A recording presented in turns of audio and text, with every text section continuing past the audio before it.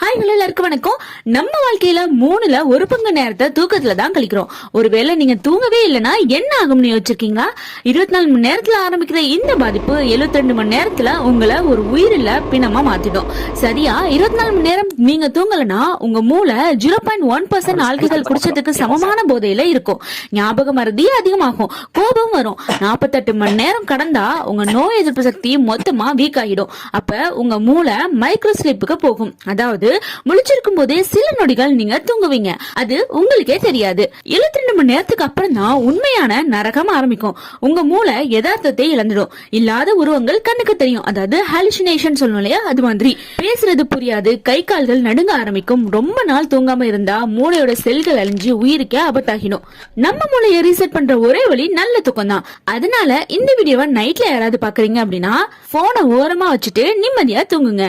யாருக்காவது இந்த video share பண்ணி தூங்க சொல்லணும்னா கண்டிப்பா ஷேர் பண்ணுங்க.